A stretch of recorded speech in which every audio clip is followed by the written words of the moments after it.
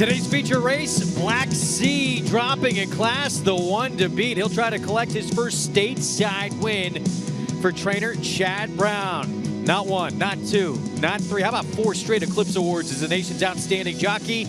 We'll meet recently minted Hall of Famer Javier Castellano in another edition of I Am coming up in the show. And one of Javier's mounts on Saturday, the Speedy El Deal. Will his terrific run come to an end? And the Great One Vosburg. We'll preview all the major stakes coming up over the weekend, including Oscar Performance. Is it his time to stand and deliver? Can he steal the stage in his first try against older company? That and a lot more coming up on another edition of Belmont Park Live. Welcome to the show. It's presented by Claiborne Farm. 100 years of doing the usual unusually well.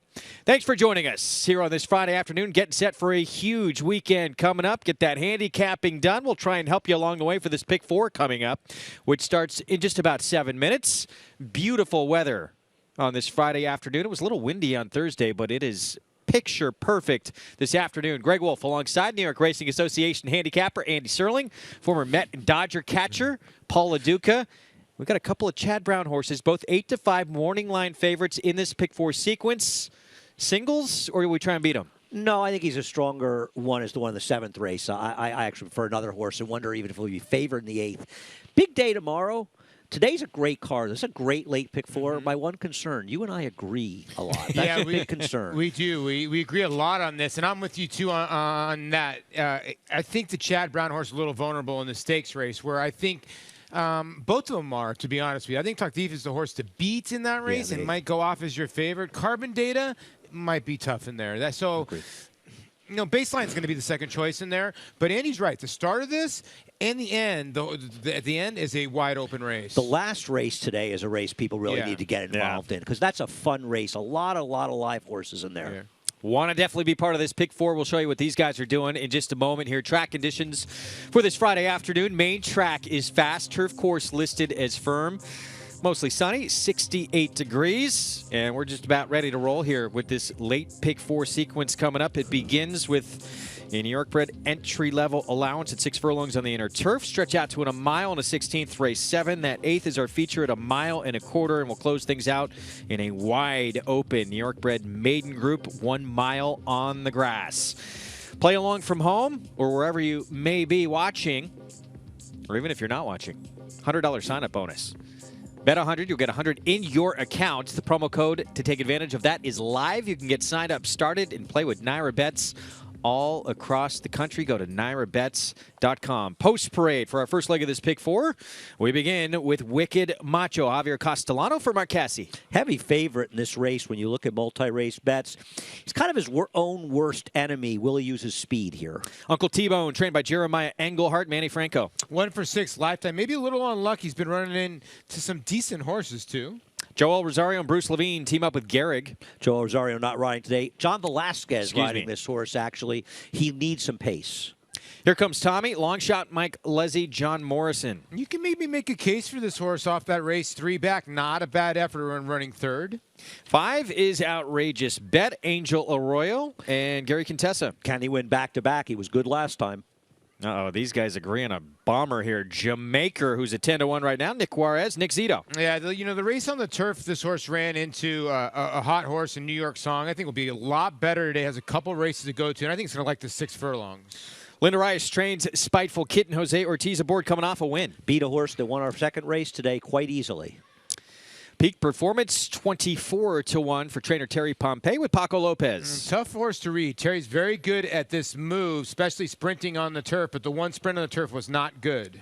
Irad Ortiz Jr. on Psychic Energy for Linda Rice. Improved to finish second last time out. Might need further improvement. And Macho Maya trained by Jeremiah Engelhardt and Luis Saez. Turf debut last time. Broke a little flat-footed and just sort of ran around there. That's why he's 20-1 today. All right, guys, make us some money today. How do we play this Pick 4? I'm going to go 3 deep in here and use the 1, 2, and 6. 2 and 4 in the next race, the Chad Brown horse. The 4, the 2, my backup. 1 and 4 in the feature, though I prefer the 4. And the last race, well, the 1A is scratched. The 1, 2, 4, 9, and 10 to close it out. 5 horses to close it out, $30 ticket. Yeah, this is going to be very similar here. I'm just going to add the 7 and 9 at the end, and I'm going to single in race number 8. If you're going to use another horse in there, it is the 1. 2, 4, same horses that Andy and I are going to use in the 7th. I'm going to take my stand in race number 8 with Takdif. I think that horse has got a big shot. And again, we both specify spread in the last. I think the 9 as live as can be, hardly mate. I don't know if you're going to get that 15 to 1, but there's some other horses too in there. I even give La Moneta the 4. I think is got a big shot. Absolutely. There. Yeah. From the moment I walked into the track this morning, people have been talking to me about the 9 horse in race 9. Yeah, the problem with that horse, and I picked that horse as well, is every single wise guy, including myself or pseudo-wise guy, in my case, likes that horse, and that usually doesn't work out. Well, good luck in the pick 4 with more on Wicked Macho, who is our current favorite. Let's check in with Gabby Gaudet. Thanks, Greg, and happy to be here on this fantastic Friday afternoon before we get to a big day tomorrow on Saturday. But as Andy alluded to, an excellent betting card here, too. And this race included, we'll start with the 2 likely speeds in the race, and one of them is the rail horse, the One Wicked Macho. Now, this is a horse who showed a lot of speed on the dirt, and it hasn't, as it appears on his past performances, hasn't really transitioned to the turf. But you have to remember, in his first turf start, he was squeezed and bumped out of the gate, so he was taken back to last and had to run from off of the pace. In his last race, they went really quickly in front of him, and he just couldn't out sprint some of those other leaders to the front. With the rail post position today, I would think that he's going to go, and the way that the turf has been playing here recently, that might be an advantage, but he is your current favorite right now at 9-5. Now, the only other speed type in here would be the 7 Spiteful Kitten, trained by Linda Rice, and this horse actually has a very interesting bit on today. It's called an extension bit, and Linda did say that in his race at Belmont on the 8th of June, Jose Ortiz came off of the horse and said that he was lugging out a little bit coming down the stretch, and he didn't have a lot of control. So subsequently, Linda Rice put that extension bit on Spiteful Kitten in his next start, and he stayed straight. He stayed clear. He went wire to wire, so it clearly helped. I just wonder if he's fast enough to go with the one from the rail. But for more on this field, we'll check in with Maggie. And Gabby, just to kind of continue on with Spiteful Kitten and what you were talking about, it is a severe bit. And actually, when he got out here with the pony, he must be a little bit of a head case. He literally rammed his pony down into the inside rail. So he's not a horse that particularly loves to stay straight, whether he's racing or he's in the warm-up. He looks good, but he does kind of live on his nerves. And I'm sure there's some mental issues going on with Spiteful Kitten. And we'll see if he pulls the same kind of trip as he did last time. Number 2 in here, that would be my pick, though, Uncle T-Bone, just purely on the way he warmed up, the way he looked in the paddock. Really like what I had seen from him. Yeah, he's going to have to step up his game a bit, but I think he might be up for the task. This is the best I've seen him look. And then circling back to Linda's other horse in here, number 9, I really, I like Spiteful Kitten probably more in the paddock than Psychic Energy, but out here on the track, I really love the way that this horse warmed up beneath Irad Ortiz, and he kind of won me over between the Linda pair, Greg. Maggie Wolfendale, thank you very much. Going to be hearing from Maggie throughout the afternoon. So Spiteful Kitten pulled an Abel Tasman on the pony. Yeah, right? 6-1. It's 8-5. I mean, this Wicked Macho, the 1, is absolutely getting hammered. Money is very smart around here. This is too contentious a race for me to take a short price on anybody, Paul. I love the horse last time out. You look at that race 2 back, you're wondering how he loses. But he lost last time, maybe to a nicer horse in New York's finest, but Psychic Energy beat him. I don't know. I just think there's other horses in here. Jamaica the 6 is going to run a good race in here. I also think that a horse that Maggie liked, Uncle T-Bone, is a horse who's too big a price. Everyone's too big a price because of the money the 1 is taking. I'll tell you something about Uncle T-Bone. He has a race that is fast enough to get the lead in here, where he actually ran very well 3 back, engaged in a suicidal pace duel. I wouldn't be surprised to see them be aggressive with him, because Wicked Macho has yet to show that his speed on the dirt can transfer to speed on the turf. Now, Uncle T-Bone, the 2 horse, 9-1, now clicks down to 8-1 on the board. Let's send it upstairs for the start of this pick 4. The voice of horse racing's Triple Crown with the call. Here's Larry Colmus. Macho Maya's gone into line, all in line, ready for a start. They're off. off. Uncle T-Bone had a good start from the inside, but it's going to be Spiteful Kitten to go up and grab the lead up the backstretch. Peak Performance is there too. Macho Maya on the far outside, and then comes Psychic Energy.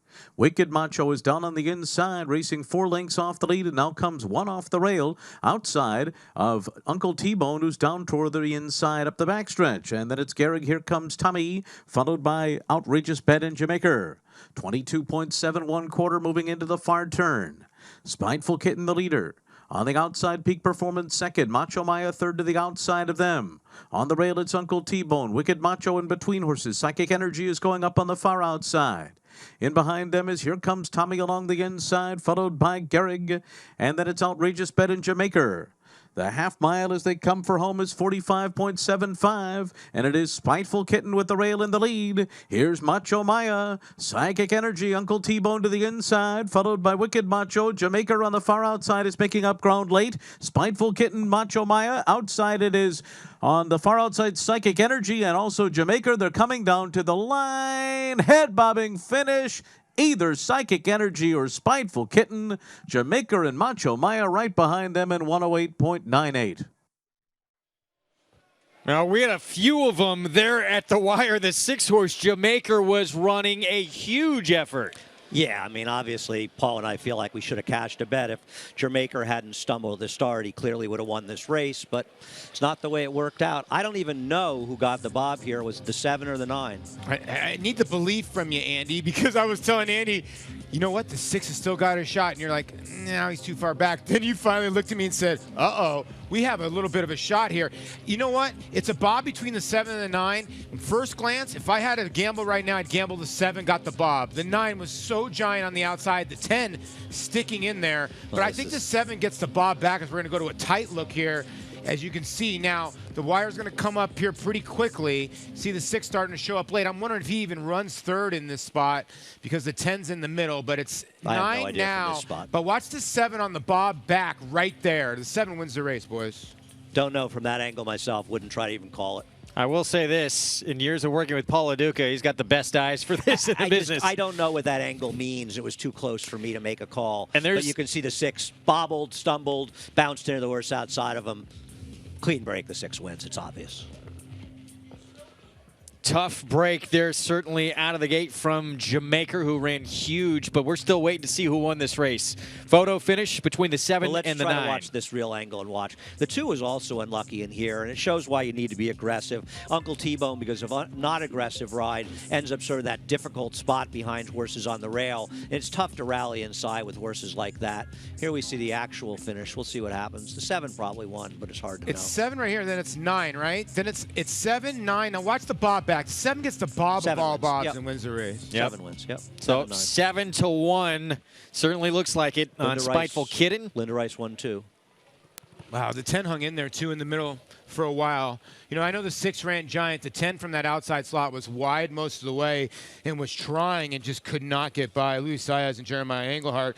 At least that horse found a nice little home on the turf as you're going to look another tight view. There's a 2 on the rail, and they're just separated here. I think this is 7-9, and then it's going to be really tight. You know, the judges might be looking here, Greg, for third because it gets very tight between the 10 and the 6. Yeah. And, you know, it's really hard to see.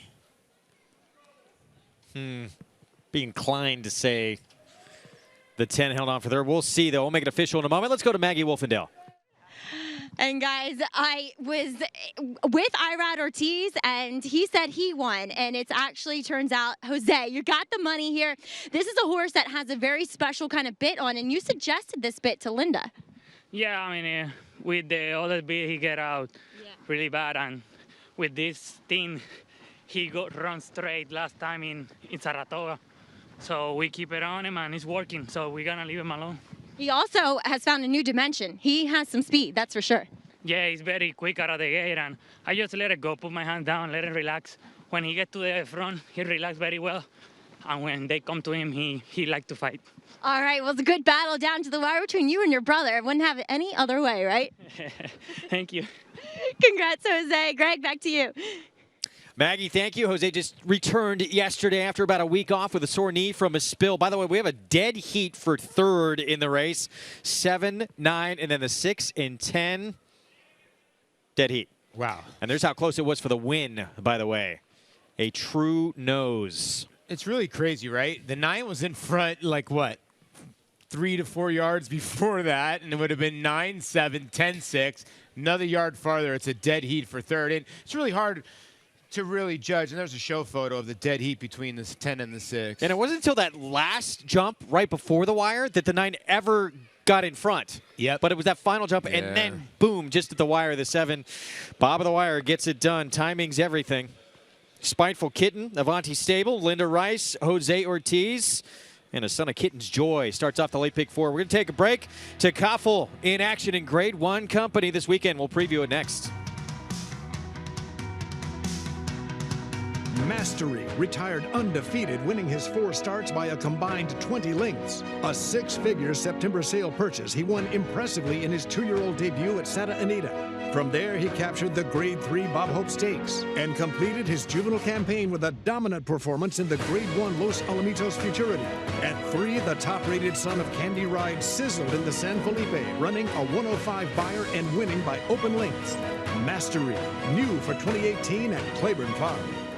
Make NyraBets your home for online horse racing and betting. Use NyraBets to bet on live horse racing from around the world.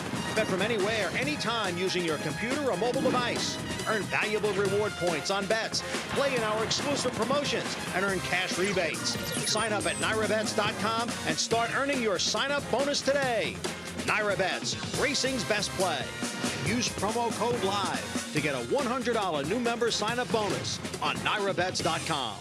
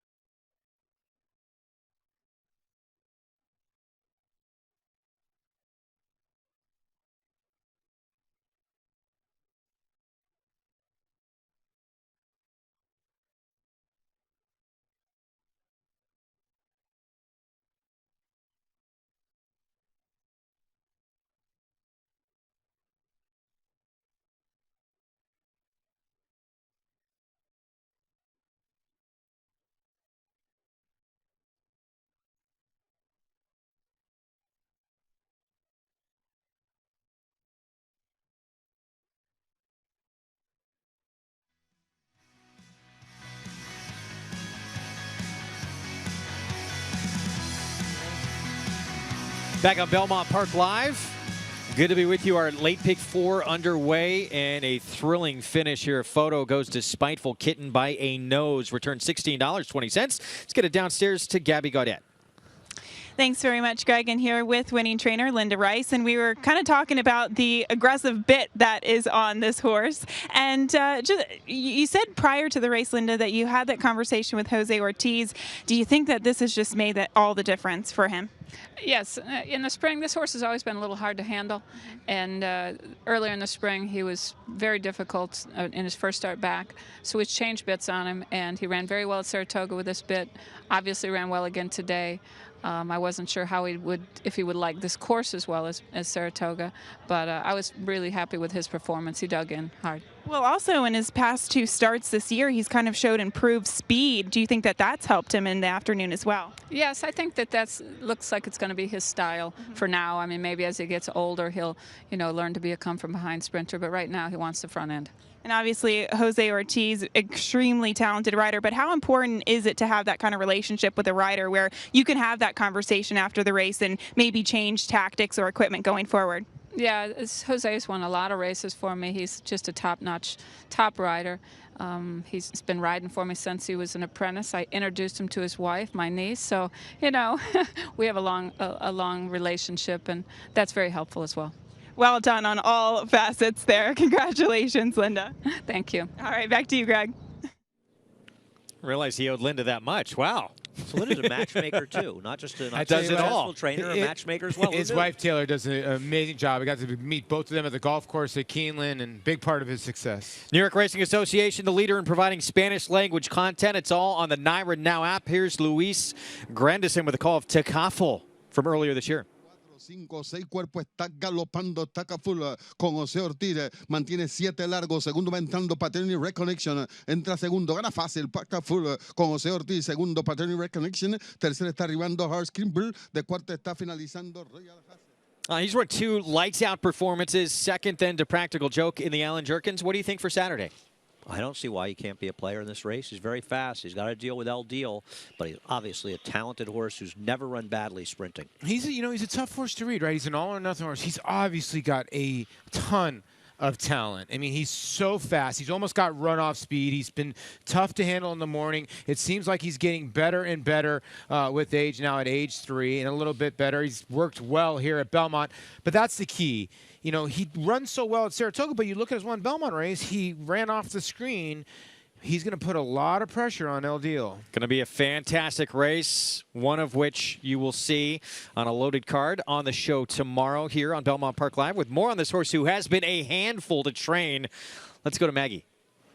And Greg, he kind of exposed himself as that very headstrong, a bit of a problem child horse when he tried to make that comeback race here at Belmont about 2 weeks before the Saratoga meet, when he ran off the entire 1.5 miles under Jose Ortiz, and he tipped his hand as a horse that, well, he needs some precautionary measures. They've done so in the mornings with this piece of equipment. These are what they refer to him, Kieran McLaughlin and his crew, as a pacifier. As Joe Lee, his assistant, described them, it's just kind of almost blurs his vision, kind of puts him in a haze, so he just kind of chills out a bit. He's just very, very aggressive. You can see the rider has his feet out of the irons when they're walking to the track. That kind of indicates to him, hey, there's nothing serious going on. A lot of times when you put your feet in the irons, you kind of engage a horse to say, well, we're going to go fast. And you can see what these look like to the horse, to Takafel, as he looks through them. You know, it just kind of blurs things out. I'm a little bit blurry. Like I said, it just kind of takes the edge off of him. And as Joe Lee, the assistant to Kieran McLaughlin, has described, Joe Lee has had this horse down here at Belmont throughout the summer as well. He's a horse that if you let him get the jump on you, well, then he's gone. They just really try to focus on training him very slowly in his gallops when there's not many other horses around. So thus, late in the morning, wearing these, the pacifier, guys. Maggie, thank you. It's going to be really interesting. So imagine when those come off, you got to think, all right, it is go time now. So the throwdown on the front end with him and El Deal. I'll tell you what, I guarantee you his Eclipse looked way better in those than mine did in my 3D glasses. We could use a pair of those for a few people in the office. Try and tame things and blur their vision. You're leaving, so things are going to be quieter. No, that's really interesting. We've heard a lot about how hard this horse is to handle in the morning. Of course, he's going to have to deal with El Deal, who is super speedy on the front end. El Deal's the real deal, but El Deal has also dealt with 2 straight gold rails that have enhanced his reputation, but he has to be considered the horse to beat. Yeah, he's the horse to beat just because of this race, the Vanderbilt, where he just crushed by 8. Did he beat anybody? Oh, he beat Limousine Liberal. Maybe on the back end now in Austin Banner, this is the best field he's going to face. With Takafel, Mr. Crow, we can't hide away with a little bit of speed, but just those two, Takafel the 4, Mr. Crow the 5, on the outside of him, he's going to have to really earn this victory tomorrow. We'll see if he can do it, trying to win a 4th consecutive win, and you're going to put your reputation on the line in this race, Mr. Serling. Actually, I think my last Dunce Cap horse won.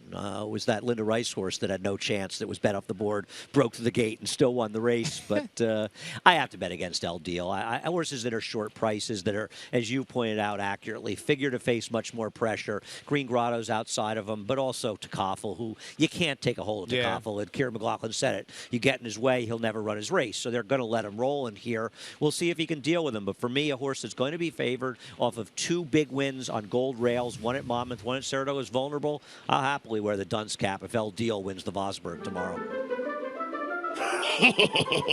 I like it. I like it. You're taking a stance. Your laugh is creepy. Did your Dunce Cap always have the Harry Potter look to it? It's in my office. The actual real Dunce Cap is right by my desk. Really? Yeah. Do you have a wand as well? Made by an ex-girlfriend of mine, for whatever that's worth. I got to hear this story now. We're going to take a break in the action. We'll be back. It's been a brilliant Hall of Fame career for Javier Castellano, the horse who put him on the map. Oh, the great Ghost Yapper. coming on late in the Vosburg. For a way through. Here comes Ghost Zapper from out of the pack, and he runs by them all. Ghost Zapper blows them away with an eye-opening performance. He won by 6 emphatic lengths here. Agadon finishing second. It was close for third between Posse.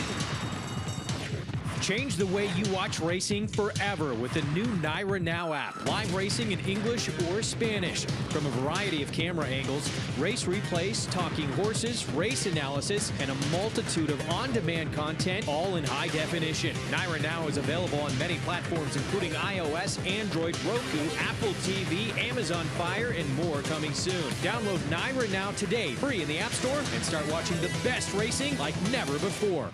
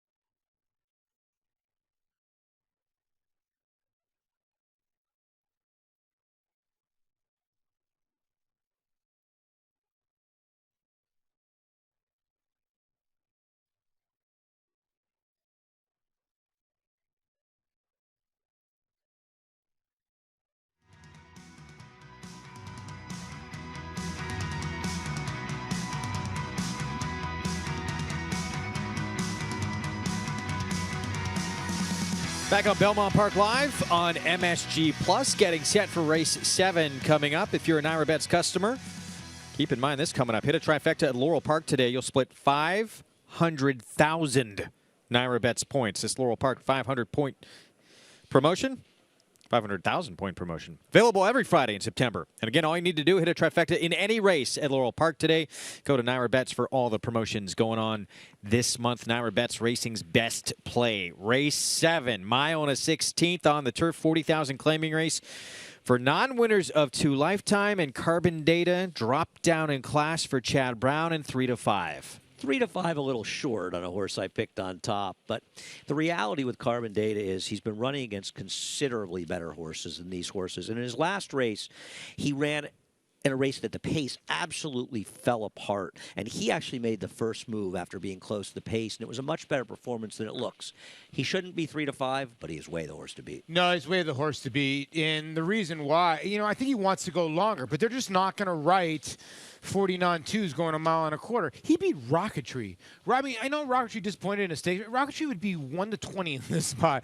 But he just hasn't progressed since then. I'm wondering if the mile 16 is a little short.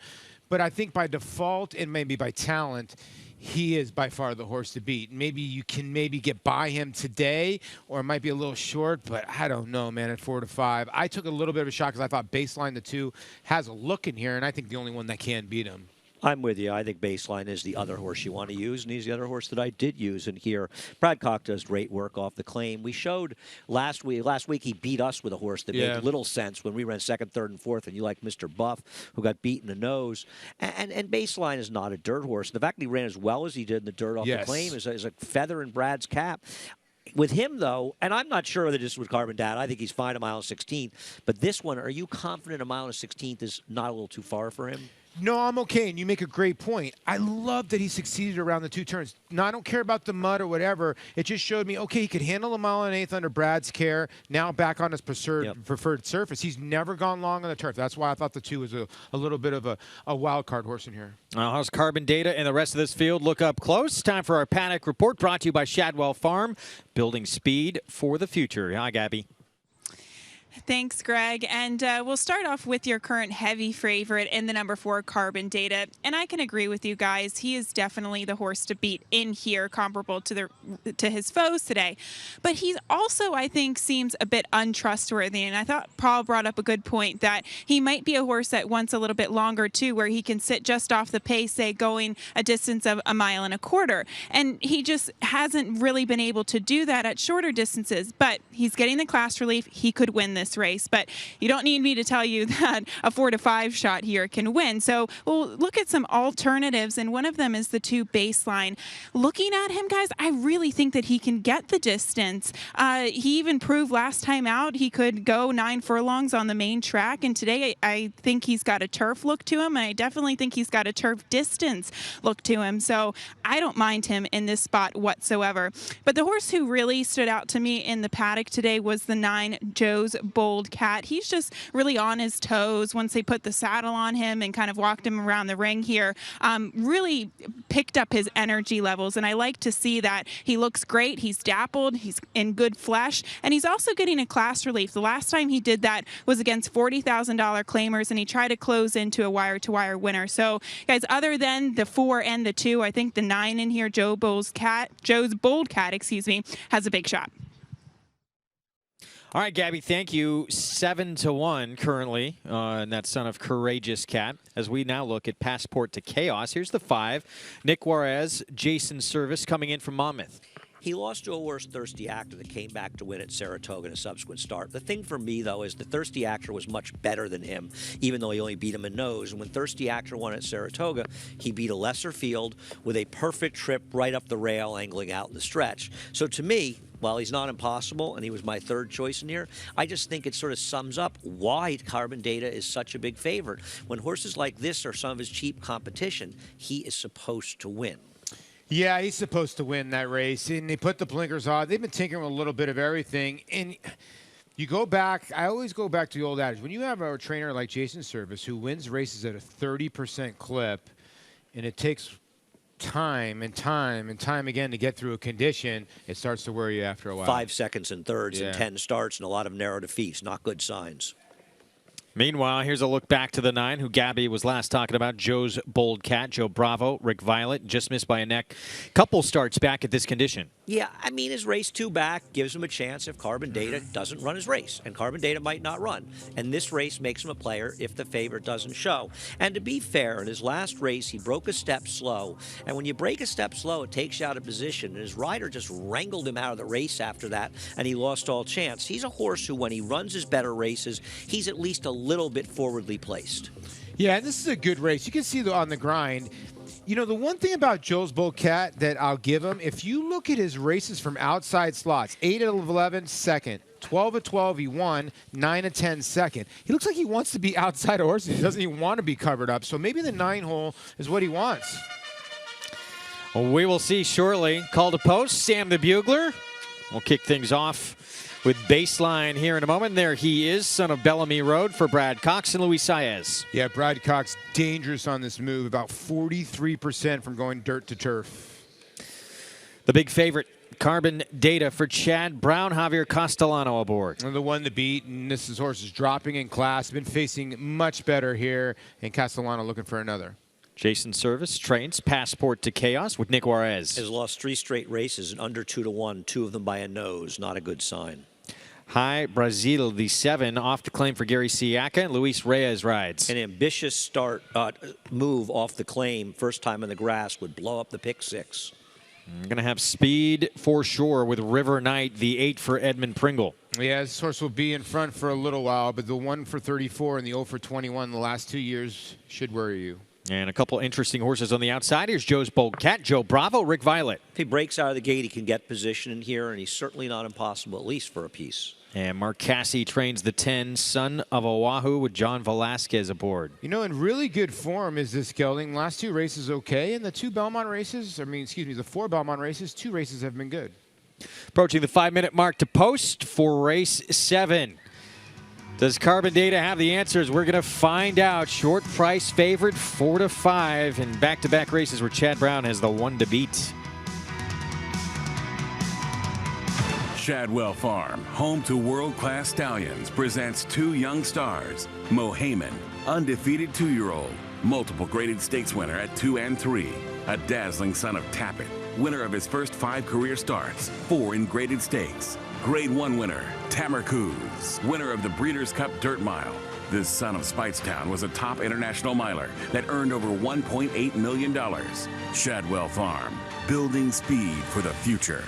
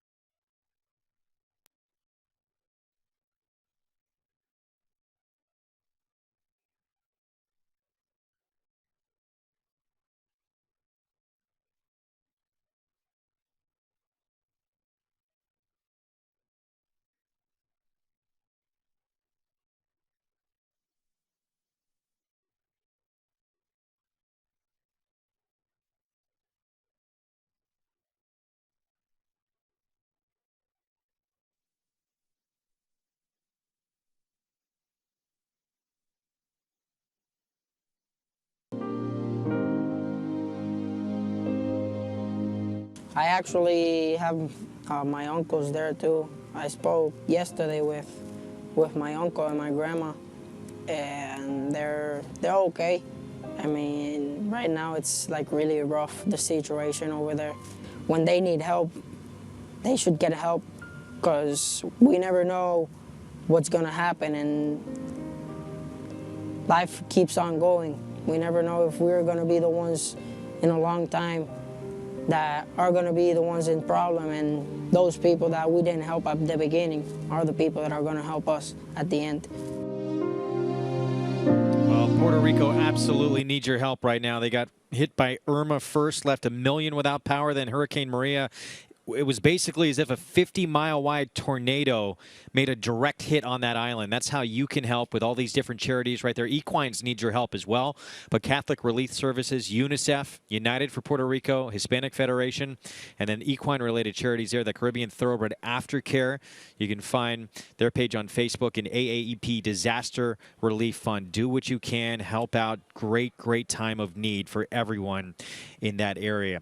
We get back to racing here. 7th race, just a couple of minutes to post, and let's check in with Maggie. And Greg, out here on the track, going to take a look at baseline. I'm in complete and total agreement here with Gabby. And that Baseline, he's a horse to yet go this mile and a 16 distance, but he looks like he can handle every single bit of it. Furthermore, he's a horse that kind of throughout this year, since coming off that layoff, or, look, at least second off the layoff when I had seen him back in May, he just looks stronger. He looks better to me, and I think he's going to be a horse that's going to be sitting right off River Knight here and could pounce at the top of the lane. Moving on to a horse kind of coming back into New York here. That is number 5, Passport to Chaos, for trainer Jason Service. Now, of the horses that kind of got warm-ups away from the pony, his was certainly the most aggressive here with Nick Juarez, but moving so beautifully over the track. He's not a horse of physical stature, that's for sure, but a very, very nice and big mover. And then we'll check in with the horse that I like the most here, and that's number 10 on the outside, for trainer Mark Cassie in Son of a Wahoo. Going 3 back, I absolutely hated him that day. He was nervous, he looked weak, and since having those 3 races under his belt, he comes in here today a much stronger horse, a much more confident horse, and it shows in the progression of his last 3 efforts. I think today could be his turn in the winner's circle. But Gabby, a horse trying the turf for the first time is High Brazil. I thought he was very intriguing getting on the turf. What did you think? Yeah, definitely, Maggie. And I was talking to Gary Siaka in the paddock, and he said that's really the only reason why he claimed this horse. Obviously, you can't go in and thinking that you're going to improve off of a trainer like Todd Pletcher without some changes. And he said he looked at this horse's turf pedigree, and on the bottom side, this colt, he's out of a mare who was Group 3 placed in Europe. She was an allowance mare in the United States on the turf. And even if you go into the second generation, there's a tremendous amount of turf pedigree. So that's what he said about him. He said, he's been training well. He looks great. I actually thought he had good energy on the track. Now, if he's good enough, I don't know, but maybe throw him in at a big price. He's 28-1, guys. Yeah, huge number as we get set to load up in here, and still odds on the horse to beat. And there he is, Carbon Data for Chad Brown. Just glad one of us was smart enough to pick him. 3-5 now. He's overbet. He's way the horse to beat here. I agree with these guys. The 2 is the other horse in here. Yeah, I don't know about 3-5, but again, we keep saying this, and Chad keeps winning these races. The 4 is the horse to beat. Yep. Huge favorite, and of course Chad Brown's going to have the huge favorite you would think in the next race as well. We'll see though if Carbon Data can get it done here in the 7th. Let's send it upstairs to the voice of New York Racing for the call, Larry Colmus. Carbon Data's now down to 3-5 on the board as Joe's Bold Cat goes into the starting gate, and Son of a Wahoo comes up to the outside stall. They're all in line.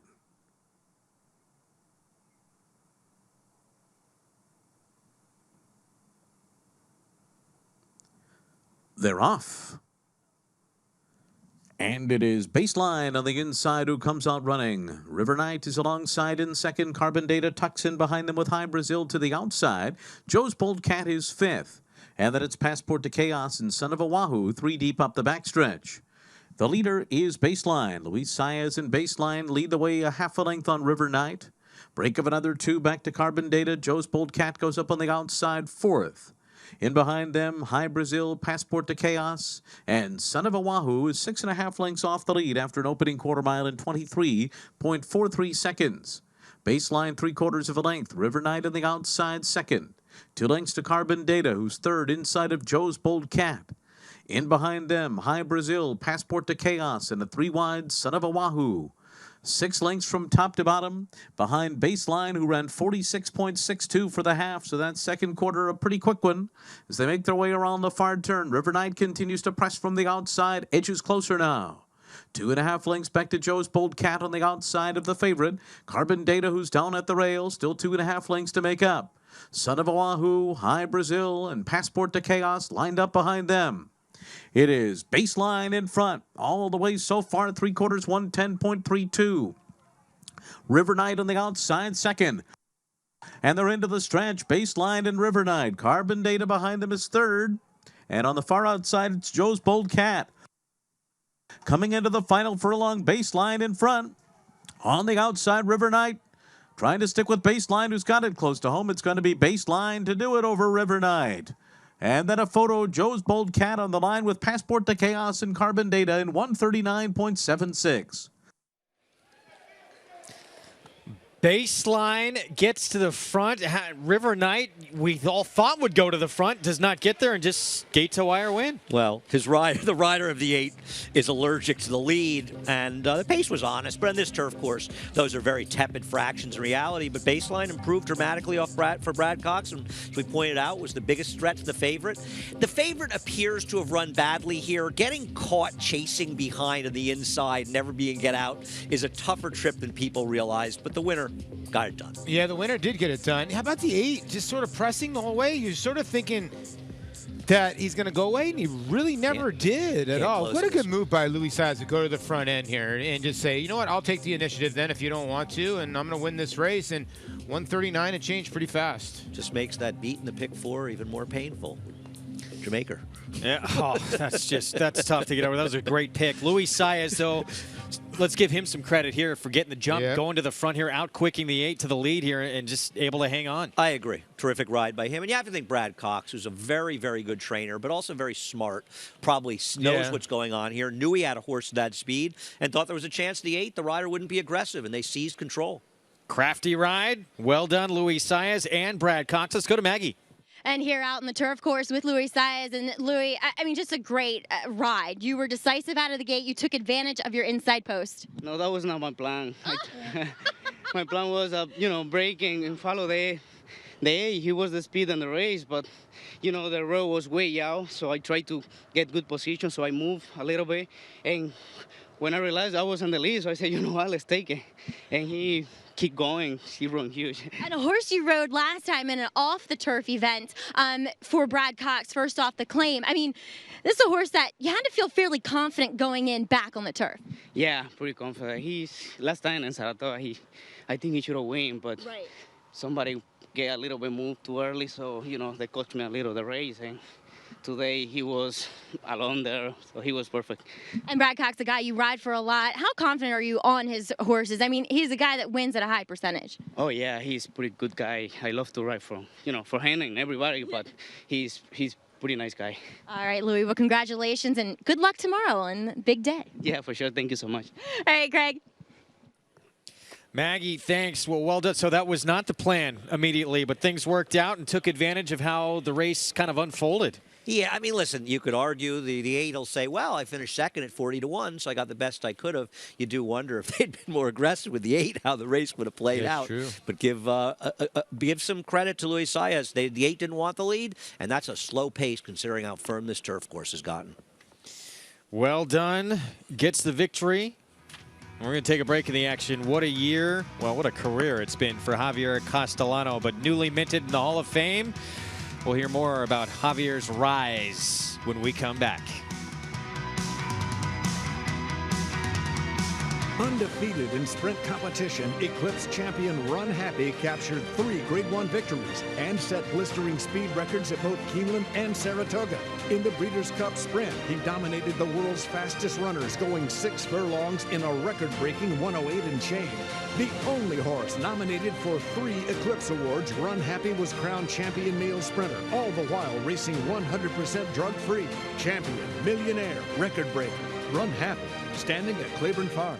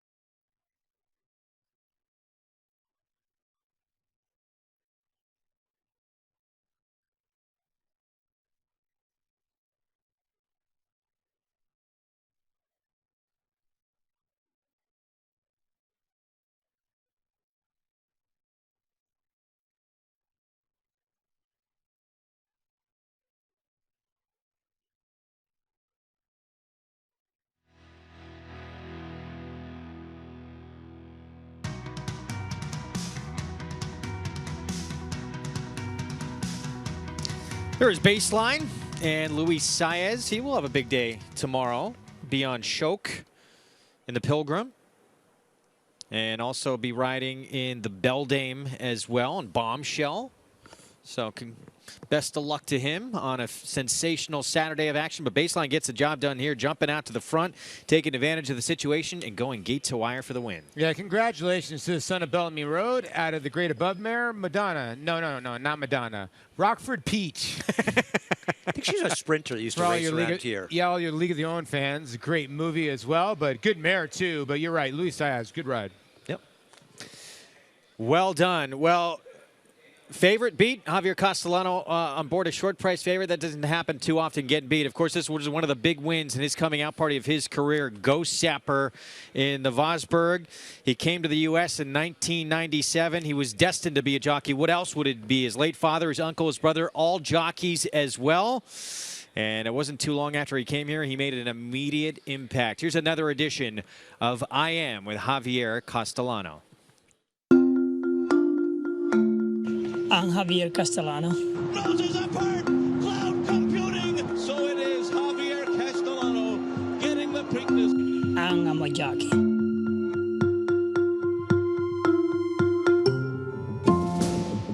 I really like to be jockeys. It's in my blood. My father was a jockey for 25 years. I love the sport, but the one thing my father, he don't want me to be jockey. It's a dangerous sport and a lot of sacrifices, and he changed his mind. He decided to help me up. He wanted me to finish high school in my country, Venezuela. My father was the biggest influence in my career, in my life. It's my idol, and it's something I always look up for.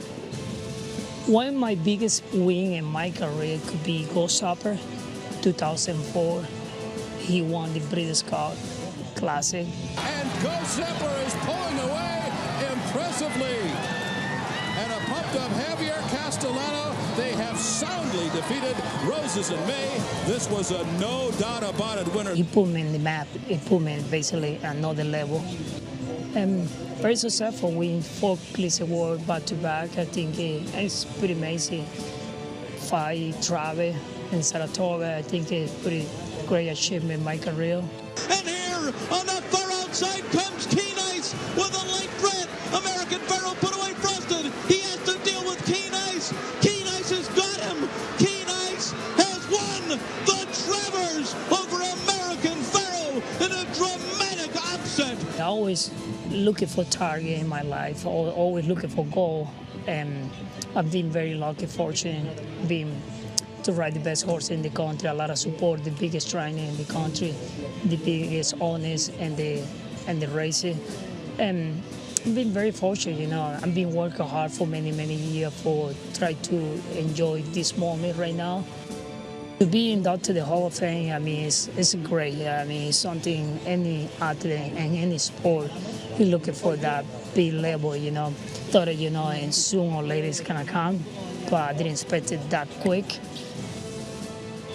To be father with 3 kids and my family, be part of my family, is a great moment in my life, you know. Spend the time with them, spend the Monday, Tuesday, my dark day off, and spend it with them and play baseball with the little boy and my girl, they play tennis. It's amazing. My wife being support my career. Amazing, because if without her, I think it would be nobody in charge. You know, I think it's one part of my success in my career. To be married with my wife and with the 3 kids, I think that helped me to motivate in my career.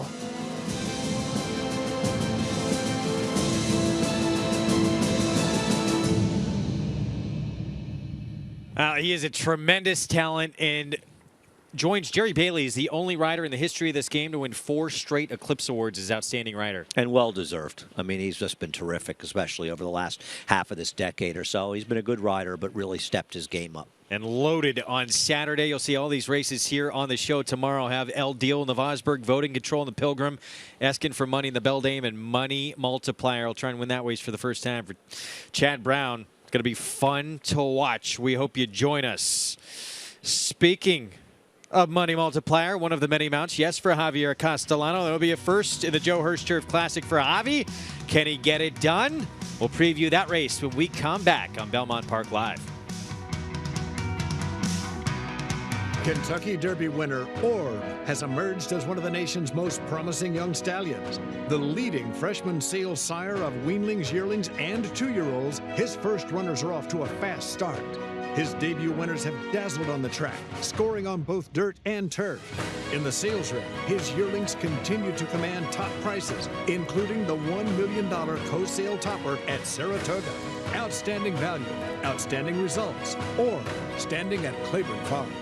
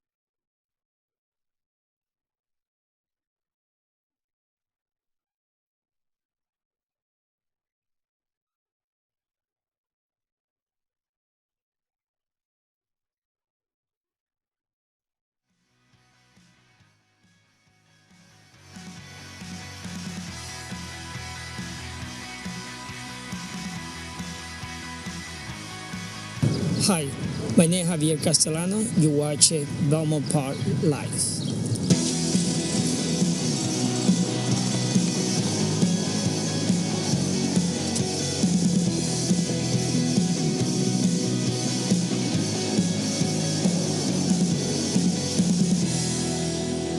Welcome to Belmont Park Live. If you're just tuning in, good to have you with us. It is presented by Claiborne Farm. 100 years of doing the usual unusually well. Getting set for our feature race coming up, approaching the 15-minute mark to post for race 8. We'll set the stage for that race in just a moment. If you get signed up and started, if you play along with Naira Bets, bet 100, you'll get $100 in your account. Use the promo code LIVE to take advantage of that sign-up bonus.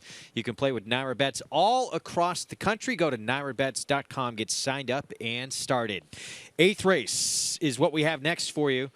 And this one, 1.25 miles over the inner turf, an allowance optional claiming group. Tathkeef, even money favorite for Kieran McLaughlin. And, of course, Black Sea, the class dropper for Chad Brown in here as well as the second choice right now at 2-1. Yeah, I mean, Tathkeef is the horse to beat on paper because he's actually run well in his recent starts. And he needs to break sharply because that's been an issue for him in his last couple of starts. And when he broke sharply 3 starts back, going this 1.25 miles, he got in position and he got the jump over horses like Gauguin and Rocketry. I think are better than these. And last time out, he not only got left, but this was a race that was absolutely dominated by rail performers. The horse who won the race rode the rail the whole way until he angled out late. The horse who finished second was the speed on the inside. He's dead last. The horse that run 1-2 are first on the inside and right behind him. And then he tried to circle the field in the stretch. He ran remarkably well to lose by under a length last time out.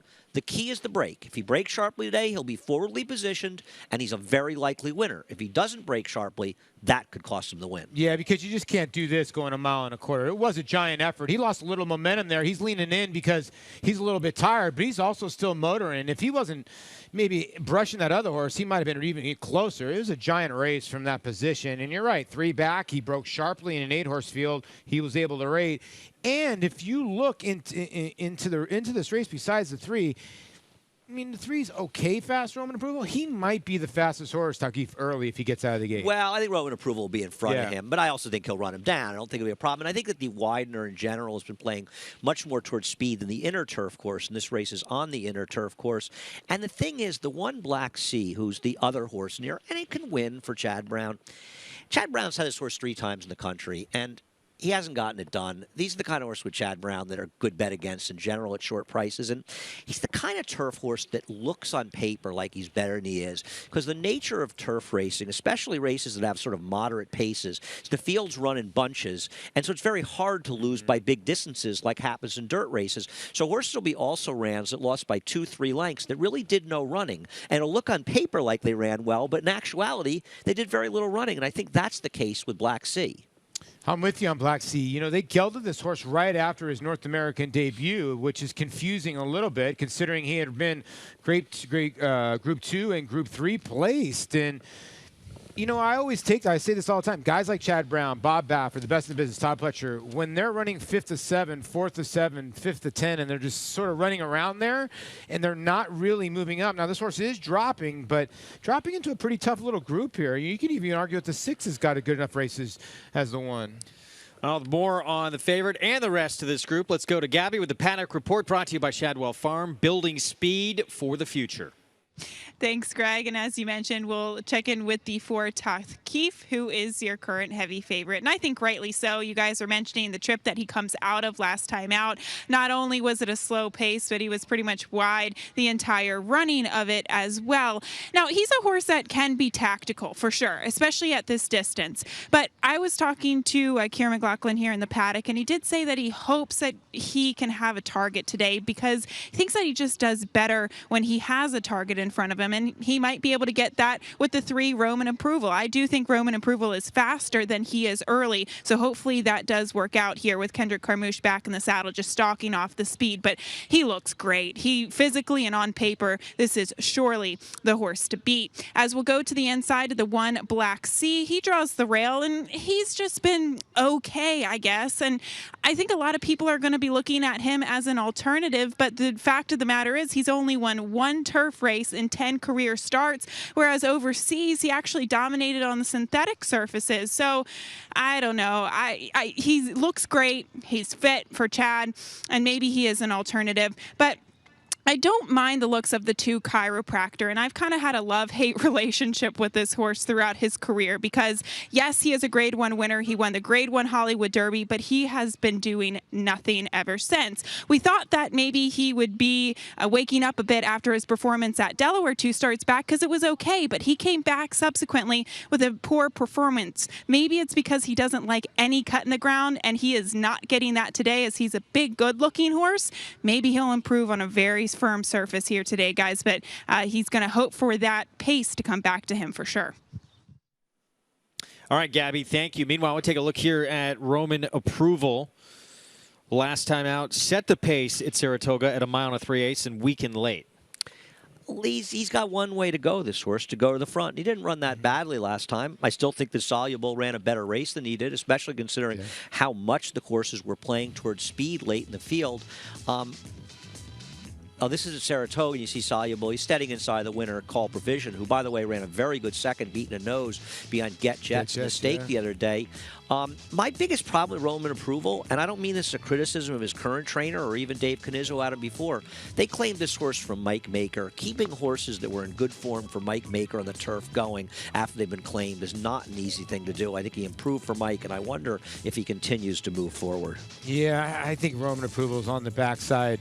He's had an interesting career, has Roman Approval. He started his career in Puerto Rico. And then they brought him over here, put him on the turf. He'd never been on the turf, turned into a special type of horse, and he was bucking heads with the Pizza Man for a little while when he was in good form. So I think he goes to the front in here. Soluble was giant last time. The time before that, he had no chance. He was hung out really wide. He's had some brutal trips. The thing about Soluble 6, he is being ignored at the window, and he's getting ignored again today. I agree. I think he's too big a price. I'm not saying I think he's going to win, but if let's just say you thought either the 1 or the 4 were sort of cinches, you decide, or you want to fool around. You think the 1 and 4 4 after run 1-2. I'd put the 6 second or third. He'd be my other horse here. Yeah, 13-1 on the 6. Soluble here. Big number. More than double his morning line right now as we get set for the post parade. Coming up here momentarily. And there is a look at Black Sea for trainer Chad Brown. 4th start here in the States and looking for that first win in the Chad Brown barn. Javier Castellano aboard. He's probably the second likeliest winner. He hasn't run well, but he hasn't run that badly in his races. Chiropractor is the 2. It will be Paco Lopez for Tom Proctor and Glen Hill Farm. His 5-year-old Gelding is an actual Grade 1 winner, but 0 for 7 the last 2 years, and it seems like he keeps running the same race. 0 for 7 in the money. Roman Approval is the 3, the pace setter in here with Jose Lezcano. Got one way to go. That's the front end. If he can cut out a slow pace, I guess he has a chance to upset. Current favorite at 6-5, Toth Keefe for Shadwell Stable, Kieran McLaughlin and Kendrick Carmouche. Already a win here at Belmont and at 1.25 miles. Was monstrous in the last race at Saratoga with trouble. Marshall Eddy went gate to wire at Saratoga last start for Michelle Nevin with John Velasquez aboard today. Even in the land of snatch and grab, this horse set one of the slowest paces in the history of racing to get the victory against Lesser last time. And Soluble, Manny Franco aboard, coming off a second-place performance. Had to check in that race, as we showed you. Yeah, had some trouble, but ran a really good second to Call Provision, who gave Get Jets all he could handle last time out. That is your field for race 8, our feature event here on this Friday afternoon. 1.25 miles over the inner turf. Can Black Sea find smooth sailing here in the 8th? We're going to find out in a moment when we come back. Stay with us. Change the way you watch racing forever with the new Naira Now app. Live racing in English or Spanish from a variety of camera angles, race replays, talking horses, race analysis, and a multitude of on-demand content, all in high definition. Naira Now is available on many platforms, including iOS, Android, Roku, Apple TV, Amazon Fire, and more coming soon. Download Naira Now today, free in the App Store, and start watching the best racing like never before.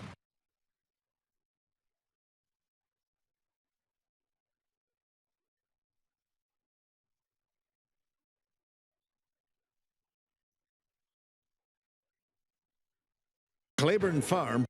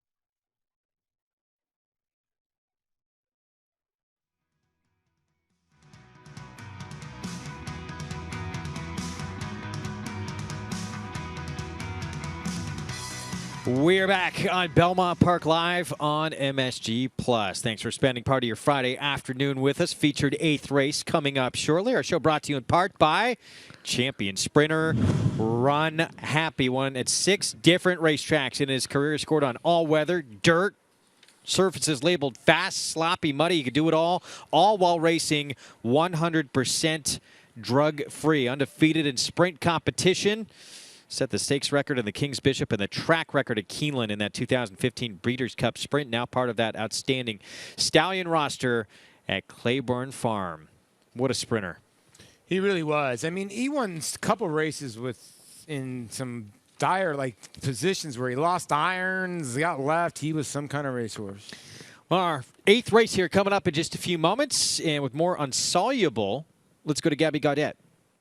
Thanks, Greg. Well, we've kind of been talking about the pace scenario in this race and maybe who might be aggressive, who might go to the front end. To me, personally, I think the 3 Roman Approval is probably the fastest, but Soluble, the 6, he's a horse that used to have speed. He used to have speed going 1.25 miles, and he actually wired the field at Laurel Park last year at 1.16 miles going wire to wire. So I caught up with Bob Robato, his trainer, and he pretty much just said, that day he thought that he did it because he had him cranked up and he was facing an inferior field. But for whatever reason, the older he's gotten, he's lost a touch of that speed. But he said he's well aware of the lack of pace in here, so he might get a little bit aggressive with Manny Franco in the saddle today. Maggie, what do you think of the 6 Soluble?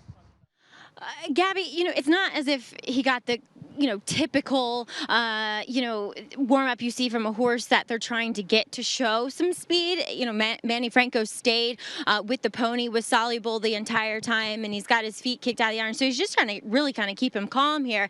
I know connections, as you talked to Bob, and actually his exercise rider is named Bob, too, who fills in as a valet, and he really, really likes this horse. So we'll see. He is a price, and he certainly is a price that has a shot. Moving on to number 2, Gabby, as you had said in the paddock, chiropractor.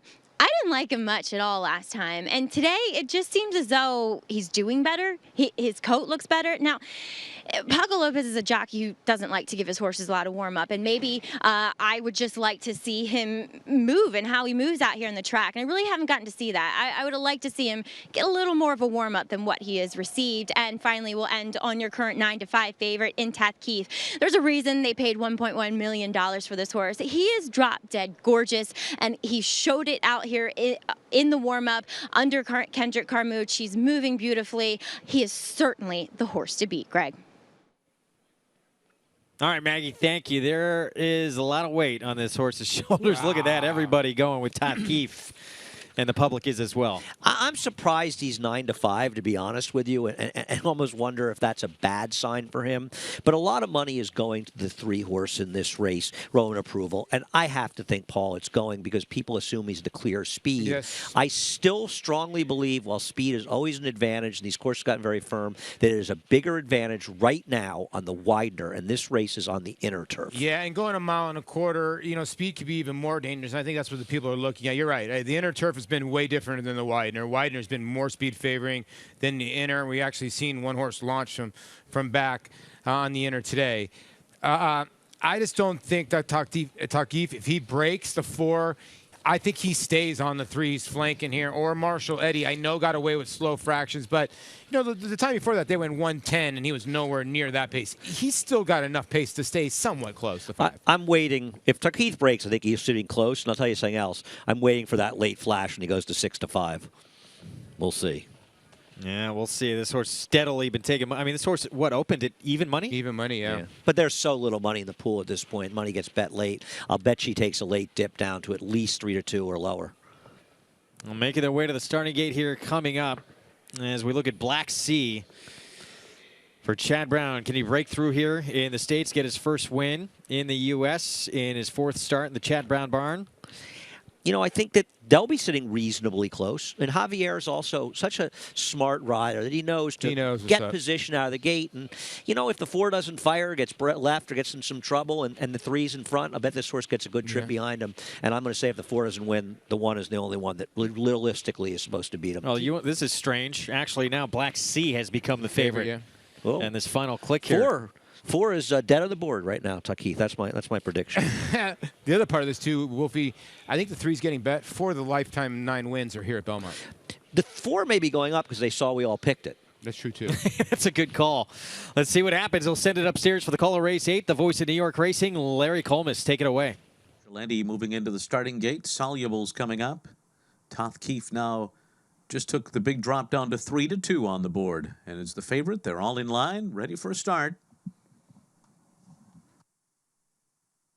Marshall Eddy has rushed the gate and is opened up the front of his stall.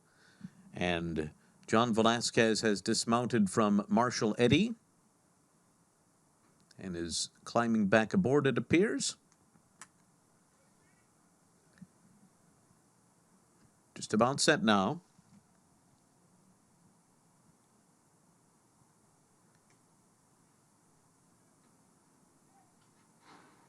They're off. Roman Approval comes out running. Toth Keefe up and on the pace too, so these two out to set the early pace, and then it's Black Sea who came out running in 3rd position early on.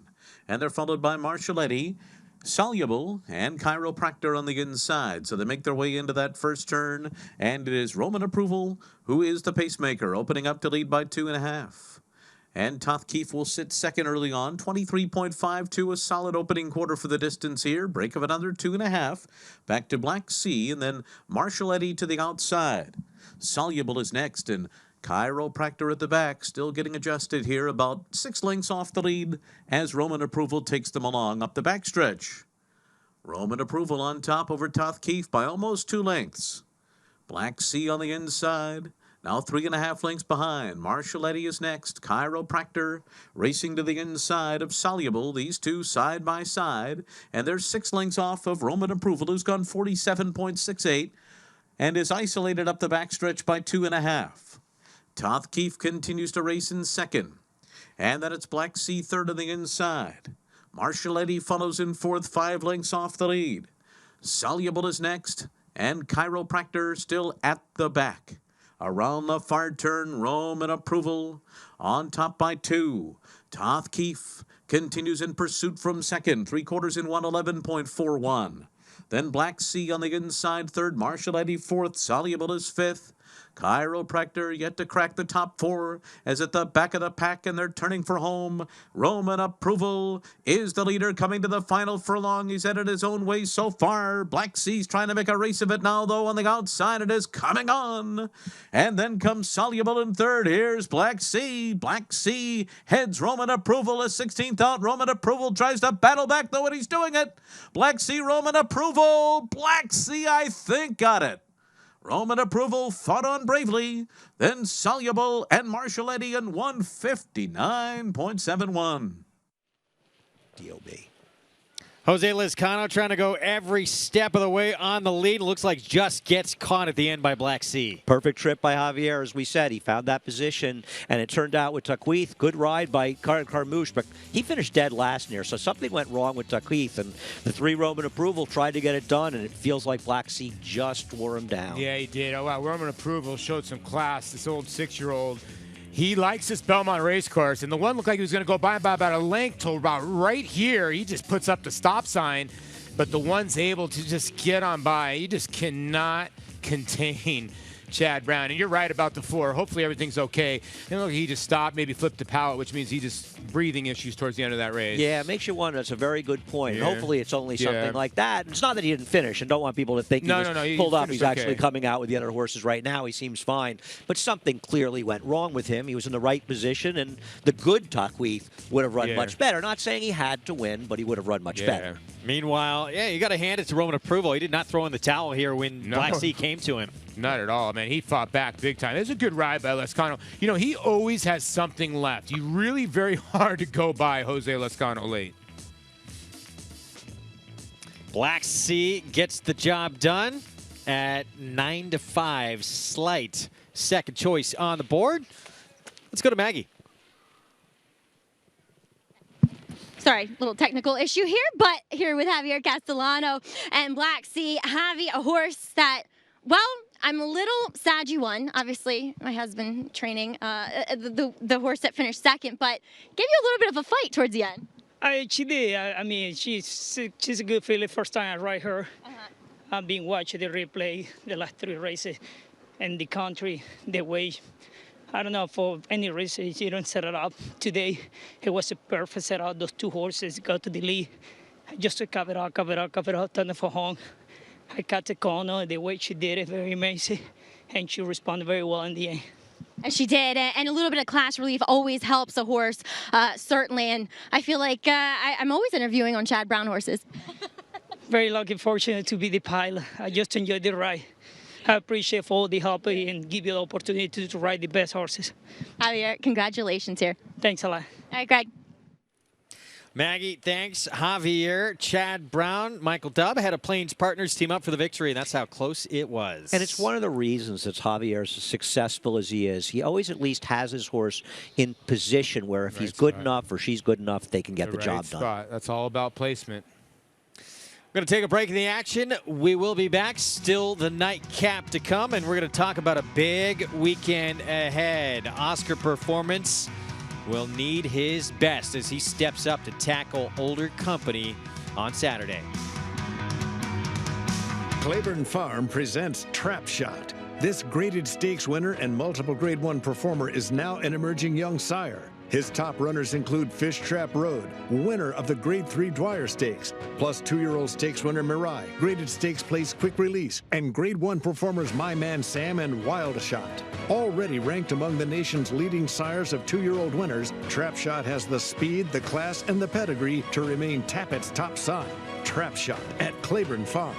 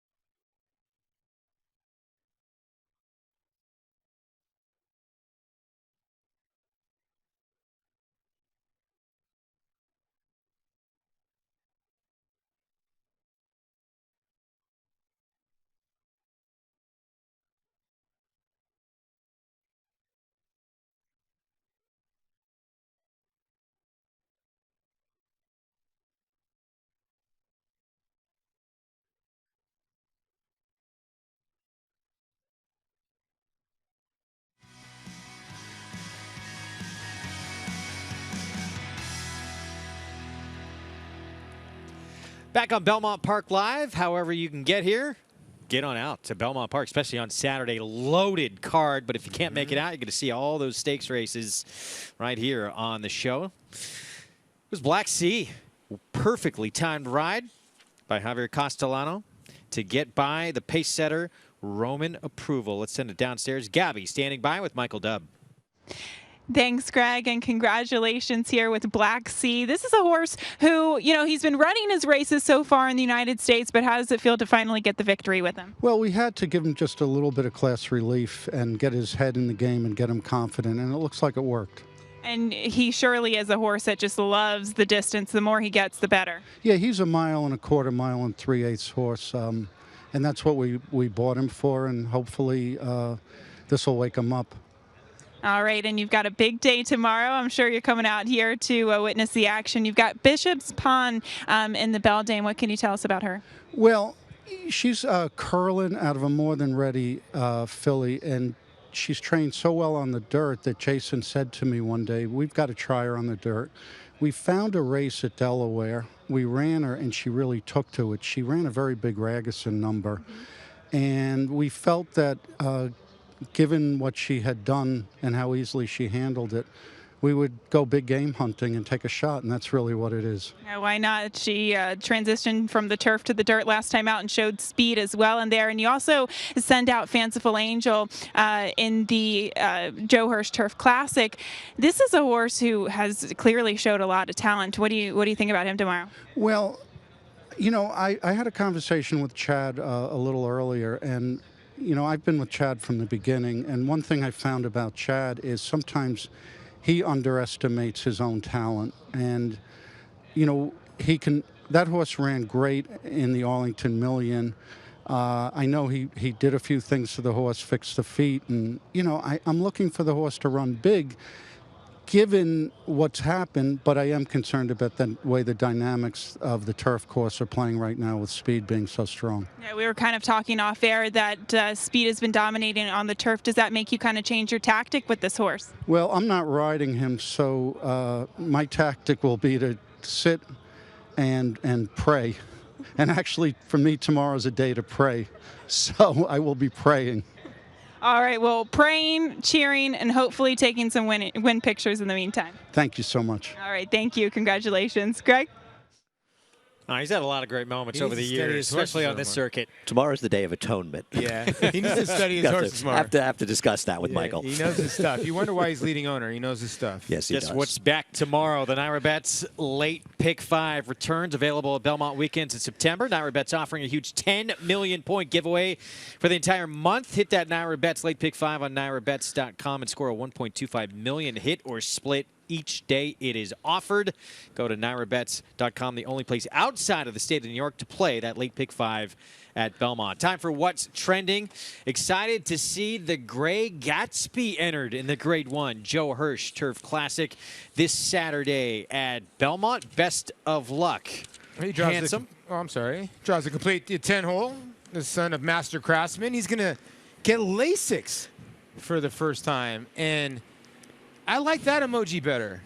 4.2 million in his career, by the way, in earnings. Contrary to popular opinion, I believe Oscar Performance can win the 3-year-old Eclipse with wins in his next 2 starts. That should be easy. Your opinion's not popular, Andy. It's not, no, but I'm the one who started this debate, first of all, in saying it, that he's in the running. You know, it's sort of like the misconception you teasing about it, which is fine, Greg, about when I said Frosted was leader last year after wins in the Met and the Whitney. I'm sort of talking about hypothetical situations based on accomplishment. And this is a horse that's won the 2 biggest Grade 1s for 3-year-olds on the turf this year. Yes. And if he were to go and win against olders like this and then go to the Breeders' Cup and win, I'm not saying it's going to happen. It's a huge long shot to happen. It might be 100 to 1. But if it were to happen, and let's say West Coast runs 3rd or 4th in the Breeders' Cup, why is he not a major rep? But that's a big if. I mean, that might be a 1%er. What happened? Well, he's got a big shot to win this race. Yeah, let's go one step at a time. Okay, How about Saturday first? How about winning this race? What if he wins this race? 3 Grade 1s, one of them against olders.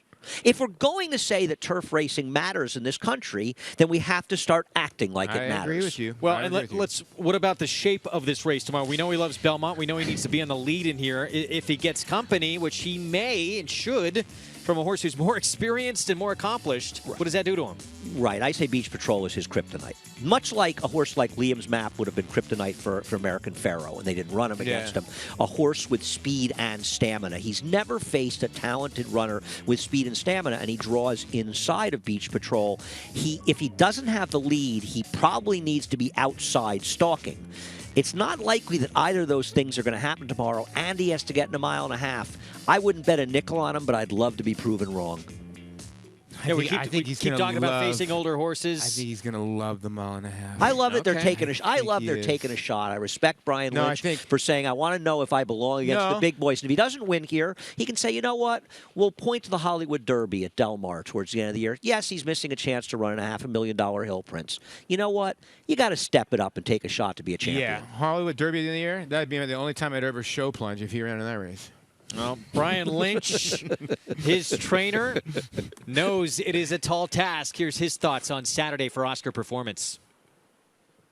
And he comes into the race in very good order. His last couple of works were very, very happy with him. So, you know, he seems sharp. His energy level's on top of its game. So, you know, you're always a little bit worried about taking on older horses because he's won his last 3 in a row. You hate to sort of have a bump in the road with that. But I give him no excuses. He goes in the race as good as we can get him. Doesn't seem like there's a lot of pace in the race. So if he makes if he actually is the pace of the race, then he can get, slow it down, dictate the terms. Stepping up into the heavyweight division, and he gets a little cut in the weight, so that's nice. And I'm not that worried about the mile and a half. I think it's in his genetics. He's definitely bred to go that far. Well, it's going to be fascinating to watch. We'll see if he can step up, handle the mile and a half, and beat Olders in his first try. Of course, the last 3-year-old to win the Hirsch. Ooh, Kitten's Joy. Papa, can Oscar do the same as Daddy? We're going to find out tomorrow. And here he comes now. Oh, and he's got plenty of run. Kitten's Joy taking the lead with an impressive turn of foot. Oh, my. Kitten's Joy just blowing Magistretti away in Tycoon. Oh, this is a very good 3-year-old. Kitten's Joy wins by 3 emphatic. Undefeated in sprint competition, Eclipse champion Run Happy captured 3 Grade 1 victories and set blistering speed records at both Keeneland and Saratoga. In the Breeders' Cup Sprint, he dominated the world's fastest runners, going 6 furlongs in a record-breaking 108 and change. The only horse nominated for 3 Eclipse Awards, Run Happy was crowned champion male sprinter, all the while racing 100% drug-free. Champion, millionaire, record breaker, Run Happy, standing at Claiborne Farm.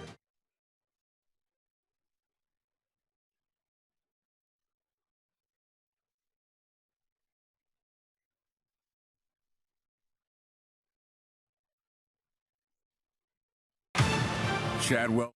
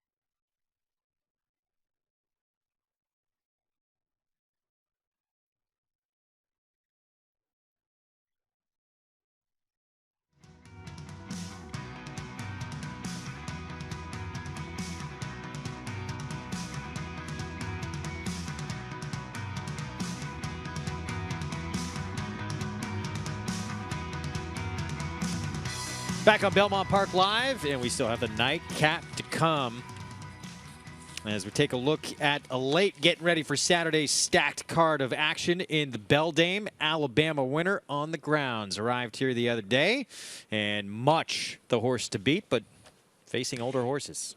I'll be singling her in the pick 4, which means she probably can't win. But besides that, I'm a fan. I like this horse. I'm so glad to see her doing well.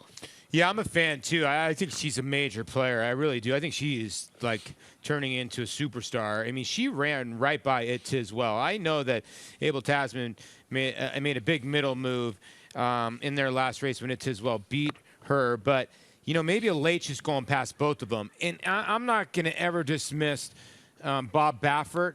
But, you know, Abel Tasman's run a lot, and a late has run a little, and I think she's getting better and better. A late's the kind of horse to remind people why Bill Mott's in the Hall of Fame. Yeah, absolutely. Homebred for Claiborne Farm and Adele Dilschneider, who both own this filly as well. And, yeah, Royal Delta went from Alabama to the Breeders' Cup Distaff win, Yes, right? she ran second in the Beldame, but behind Havre de Grace, who won, actually, the mare who won Horse of the Year, the filly who won Horse of the Year as a 4-year-old. She went to Classic, and Royal Delta cleaned up in the Distaff. And late still seems like sky is the limit for her talents. We're going to be very excited to see her in action tomorrow. You want to join us definitely on the show to catch her in that Beldame. Here's the field for the finale, and that's a look at Dream Passage, who have the inside post here for Brian Lynch. Mile on the turf in this New York bred maiden special weight. Especially given how these courses have played. Irad Ortiz has to be as aggressive as possible. She puts Lasix on after they tried to rate her, and it was on this show against Open Company. She showed that she can't rate. Now, at Saratoga, there's a whole plethora of horses in here, and Tizar Bell is the one who had trouble to start and ends up wide in the first turn. But actually, Dream Passage may have run the best race in here, finishing fourth, beaten under 3 lengths, because she cut out a wicked pace on a fair turf course. She has got to be aggressive from the start. If she's able to control on the front end, I don't know that they ever catch her. Yeah, you make a good point there because, you know, she's run against a little bit better. And you can see now Tizar Bella, the 10, still stuck behind horses. But La Moneta, I thought, fought on very well right here in the middle. Now, she's going to be the 4 on this day. And then Dream Passage starts, you know, she's just grinding away a bit. She's getting a little bit tired. You're going to see Danielle's Pride. Another horse in here is the 7 on this day. The 6 dives in the middle of this field. So take what you want out of this race. This is one of these races that either you take 1 or 2 out of them or you just throw them all out. I only want the speed. I don't want the closers. I'm taking horses from other races, but Dream Passage is the one that I want out of that race, for better or worse. 4-1 as the favorite. That shows you how wide open this race is. For more on this group, time for our Paddock Report, brought to you by Shadwell Farm, building speed for the future. Thanks, Greg. And there are some really good-looking fillies in here. Just want to point that out first and foremost. I think this is probably one of the most competitive races on today's card. But we'll start with the 2, Dream Passage, who does draw from the rail post position today, and she looks great for Brian Lynch. Now, I did talk to him briefly and asked him what's the strategy going into this race. Obviously, she went to the lead 2 starts back. She rated last time out behind a slow pace. And he said they're just going to let her get out of the gate and actually maybe not go to the lead, try to find a target from that inside post. So we'll see if that does develop, but the 3 got the just to her outside. I did ask Danny Gargan what the strategy is with this filly. He said they are going. When you see blinkers on and Kendrick Carmouche in the saddle, that can only mean one thing, and that means to go. So he obviously put the blinkers on this filly last time out. Kendrick was aboard that day. They tried to wire the field, and she couldn't quite do it at 1 1/8 on the main track in the slot. But transitioning back to turf, maybe she can let the track kind of carry her today at a big price. And there are several horses who are coming out of the same race, as you guys were mentioning, Danielle's Pride, Piquette. But I actually prefer the 4, La Moneta, just in terms of her physical appearance and how she's kind of acting. She just seems like a classy filly and has it all together here. But like I said, guys, there's a lot of good-looking horses in here. Maybe shop for some value. Gabby, thank you. Yeah, I mean, the board tells you this race is just a puzzler, completely wide open. Here's a look at the 9. Hardly Mate, 6-1 on the board. And Andy, you like this one a little bit, right? She's the wise guy horse. She had a nightmare trip right from the 12 posts in her 1 turf race this year at Saratoga. We'll show her midway. She's back in, was in last, and now she's moving up, doing her own impersonation of Abel Tasman. Not surprisingly, when she did this, she runs into the back of a horse and gets completely stayed out of the turn. She took New Canaan out of the race, who came back to win here last week, lost all position. She still fought it out in the stretch. She was claimed by Mike Maker, who's as good a trainer off the claim on the turf as there is in the country. She moves forward off this and gets a clean trip. She can be dangerous. But this today, Paul, is a much tougher field than the one she met at Saratoga. Yeah, it was tougher. You could see Joel. He's still hasn't asked her if it's full flight till about right now. He's now gonna ask her to run a tiny bit, but if you really ask this, it's not much. She's barely breaks full stride till about the end of here, and I like the way she finished. And Mike Maker is phenomenal at this. He's phenomenal at finding horses that he could pinhole, that can go on the turf course and just improve. Now, last time the race got rained off, I think you draw a line, he put blinkers on. Now, second time blinkers, horse got used to it. This is a dangerous horse today. Yep. As is the 10, Smart and Sassy. Smart and Sassy is a half to two very, very good turf horses and was green as one turf start. She's a big player here, too. Post parade coming up. See if this will help us sort things out in any way. And we're going to look with Tiz Arbella remaining half of the entry to kick things off. We'll break in the middle of the field for James Bond.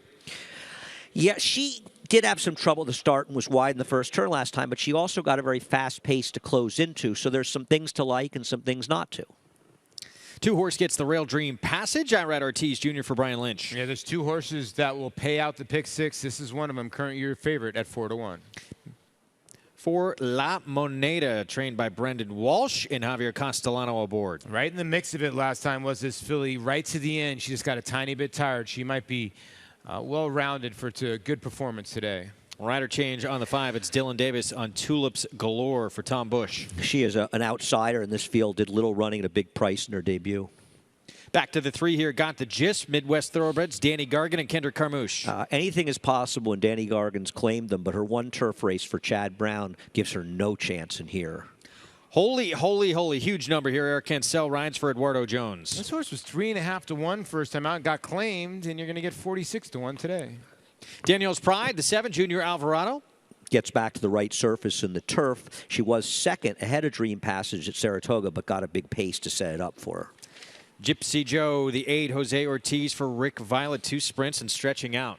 Definitely the speed in here. This horse has been fast going dirt. I mean, if the speed at all translates to the turf, she's the one to catch. Hardly Mate, the one we were just talking about, daughter of Mission Impassable for Mike Maker. She gets a huge trainer change in the turf to Mike Maker after having a giant trip against Weaker in her one turf start this year. And we jump to the 11 here at Piquet for Bob Robato. John Velasquez aboard. She's okay, but she's hung when she's had her chances at some short prices. 12 horse Bayshore Beauty washed off the turf in the debut for Charlie Baker. And didn't run bad in that debut, the filly by Congaree, and comes in here with 2 bullet drills. And back to the 10, Smart and Sassy, Jose Lezcano for Bruce Levine. The last 2 races, not bad. 7 furlongs on the turf, and then that rained-off event. Put blinkers on last time, so second time blinkers today. All right, the get-out race, Andy. How do you play it? I'm going to bet 20 to win on the 9 horse, who I do like, Hardly Mate, and box 2, 9, 10 in the exacta. Pretty, there it is. Good race to bet. I really think people should play this race. Whether you like our horses or other horses, a lot of good stuff going on in here. Yeah, great absolutely. race. Great race to play exotics as well. You got prices all across the board. We're going to take a break. We will be back.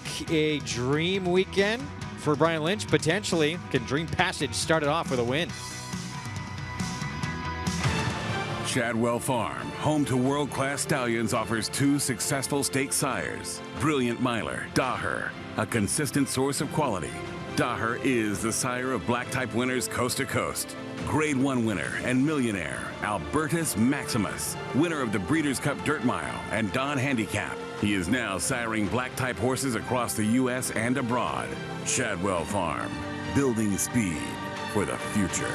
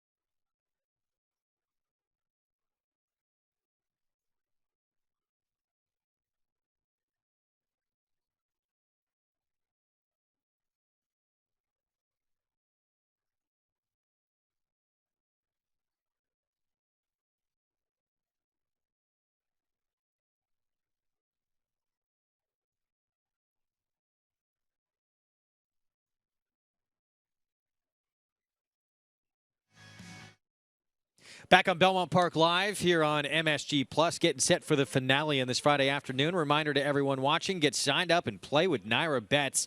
You can do so all across the country. When you get signed up, bet 100, you'll get $100 in your account just for playing. Use the promo code LIVE to take advantage of that promotion. Go to nairabets.com nationwide.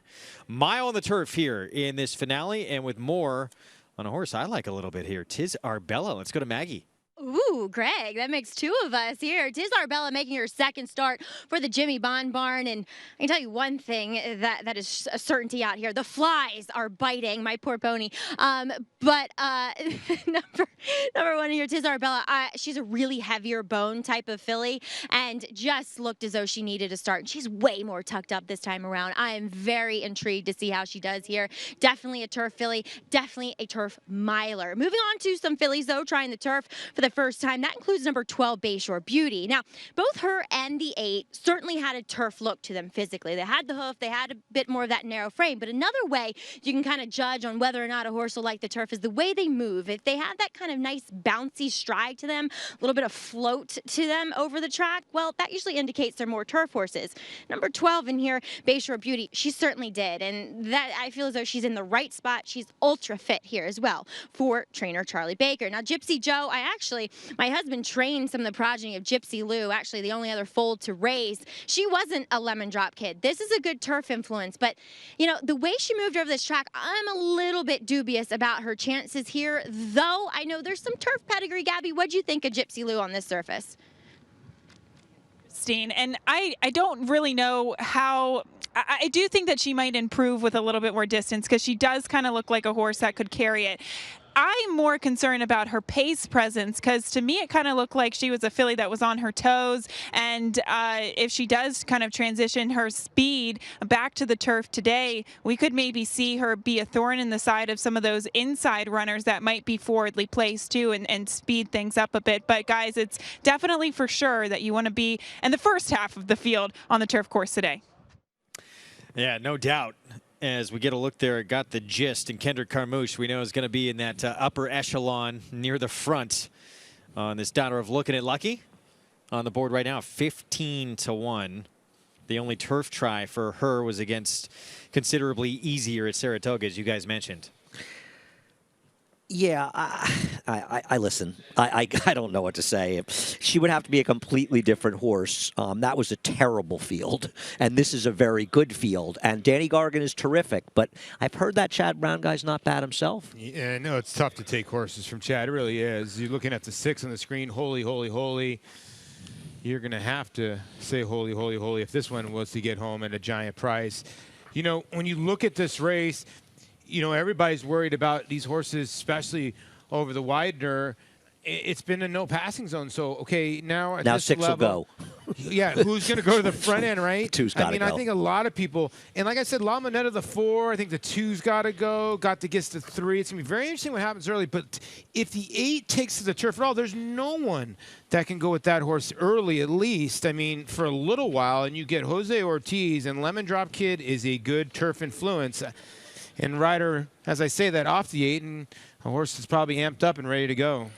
I think the 1, the 2, the 4, maybe the 7, the 9, the 10, maybe the 11, maybe even the 12. They can all win this race. It's that kind of wide open race. This is an excellent race. I mean, I feel like you could talk about this race for like 2 hours and talk about a lot of different things going on here. I mean, there's going to be a number of horses that lose this race that were good enough to win. And this 8 being a bad actor right now without the rider, they tried to load this one up as Jose Ortiz patiently waits and not wanting to get in there just yet with the help of the starting gate crew. So not a great sign here if you back Gypsy Joe. Sometimes they refuse to go in, and then they'll break like a rock. And I still think Gypsy Joe will be the first to break out of there. But hopefully they don't watch Gypsy Joe and mind their matters. The rest of them as the 6 goes in, holy, holy, holy. Huge price right there. Favorite at 5-2. Dream Passage, the 2 horse with Iran Ortiz Jr. for Brian Lynch. Great finale here to close things out on this Friday afternoon. Here's Larry Colmus with the call. Smart and Sassy going into the starting gate now. Just waiting for PK and Bayshore Beauty. They'll be the last two into the starting gate, 5-2 on Dream Passage. As Piquet goes in, here's Bayshore Beauty and Manny Franco up to the outside stall to complete the line. They're all in line.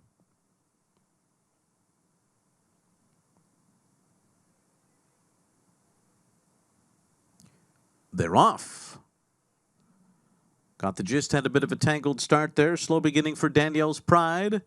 A good one for Gypsy Joe, who goes out to lead them early. On the outside, Smart and Sassy away running in second. Bayshore Beauty's on the far outside. Dream Passage behind them, and then comes Tiz Arbella, who settles back running in fifth by another two. La Moneda's sixth, and then Piquet to the outside, followed by Hardly Mate. Down toward the inside, Tulips Galore is next as they continue up the backstretch. Then it's Holy, Holy, Holy, Danielle's Pride, and Got the Gist. First quarter was 23.61 seconds up the backstretch. Gypsy Joe and Jose Ortiz making the pace here from Smart and Sassy on the outside second. Dream Passage third behind the leaders, hard held at this stage, anxious to go on the inside.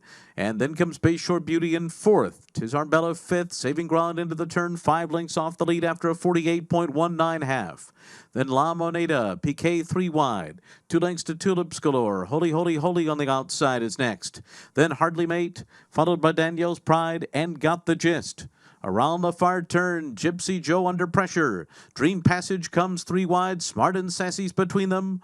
The 3 of them come to the top of the stretch together. La Moneda right behind them. Tiz Arbella cuts the corner and is in behind the leaders. They're into the stretch. And here comes La Moneda on the outside, storming to the front. La Moneda has taken the lead. Piquet has come on the scene now on the outside, up into second, then Dream Passage and Tiz Arbella to the inside, but it's La Moneda. La Moneda and Javier Castellano to beat Piquet by 2.5 lengths. Tiz Arbella was third. Dream Passage fourth in 134.98. La Moneda, there he is again, Javier Castellano teaming up here with Brendan Walsh. Javier Castellano always in the right place at the right time. They moved a little up front in this race, and horse who benefited from his debut where he was, or her debut where she was wide. Well, you talked about you wanted the speed out of that race. This was the other horse that was closest in the race. We talked Dream about Passage, that earlier. Yeah, and Moneda, La Moneda sat a good trip. And Brendan Walsh is putting himself on the map, as in, I can win races. And you're right. What ends up happening here at the 8, which we thought would go to the front end, dead speed here, and then he just swings off cover. The race is over about right here. Right. She's just not much horse. The pace looks pretty slow, a little bit questionable there. Brendan Walsh, and you mentioned, talk about him and Brad Cox, guys that are more familiar in Midwest tracks. Yes. They come to Saratoga, and they're starting to run more horses here. These are guys you're going to hear a lot about in the future. Yep. 5-1 on La Moneda. Second time out. Daughter of Freud gets the job done here.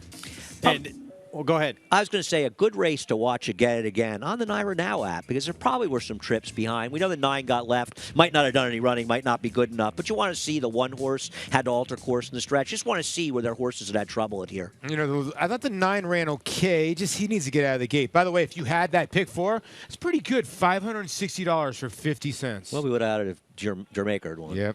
Let's go to Maggie. Here with Javier Castellano and La Moneda. Big, good-looking filly here. Javi, we were just talking about her first race and that you felt as though she had the ability to win first time out. Good to get the win here, though. Yeah, absolutely, Maggie. I like the way she did it first time. Yeah. I believe she should have won the first time in Saratoga. It was a big field, a lot of trouble in the race, and first time, I think it should pay the price to be first time, and now, thank God, pay today. You know, the way she did it, very impressed. Yeah, she was very commanding in the stretch, that's for sure. And a horse that, well, is going to command from the gate tomorrow in the Vosburg that you ride is El Deal. Horse that's very fast, coming off that 4-go win. Javi, what do you think about El Deal tomorrow? It's a straightforward horse. I think it's only one dimension, you know. That's what he like to do, just to go to the lead and put it really good fresh, you know. See how you go, hopefully break good and put in the lead, try to go wire to wire. Are you worried at all that you might get in a little bit of a fight on the front end with Takafel? Well, you know, it's how I believe it's only one dimension. I think I spoke to the trainer already. I think George Navarro, he like to be the horse in the lead no matter what. Yeah. And I try to, you know, follow an instruction and try to be, hopefully we put it together. Javier, congratulations here in the last. Good luck tomorrow. Thanks a lot. All right, Greg. All right, Maggie, thank you. So Javier closes out Friday with a victory. And our Friday card in the books. We're still going to talk a little more about this big weekend to come. Mr. Crow, he has been sensational. Can he keep it going with a massive step up in class in the Vosburg? It's coming up tomorrow. You'll see it on this show.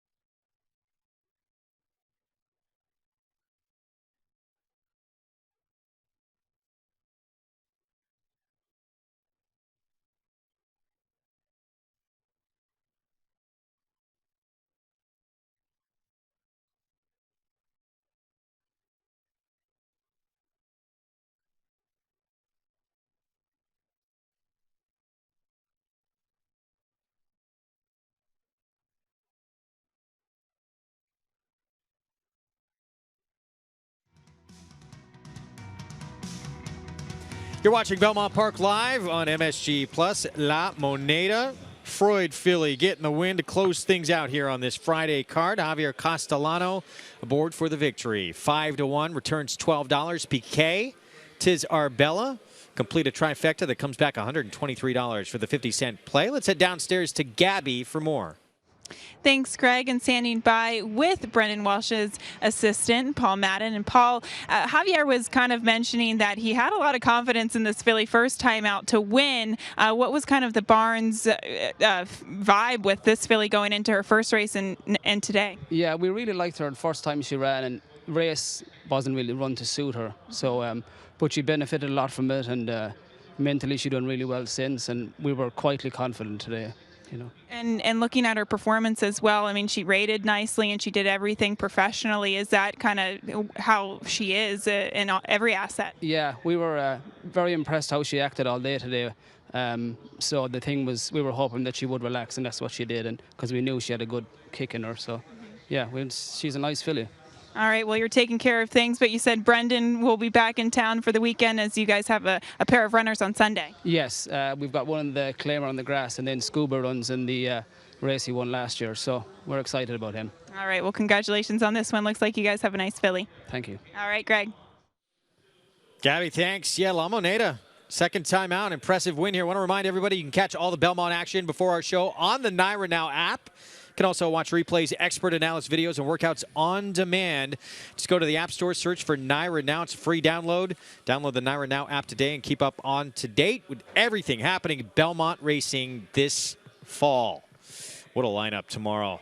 Vosburg, Grade 1. Pilgrim, Grade 3. Grade 1, Beldame with a late in the Joe Hirsch Turf Classic. Chad Brown with 3 in that race, but it is wide open. And, of course, Oscar Performance stepping up to tackle older horses and see if he can last a mile and a half. Yeah, there are so many subplots in that Joe Hirsch tomorrow, and I just want to say that it's Greg Wolf's last show with us. The media, you missed very few shows, and incredible performance. You made the first 81 shows, and it's been a pleasure working with you, and look forward to working with you next year. I felt like I was the Cal Ripken of Naira for a while, right? And now the streak's coming to an end, unfortunately.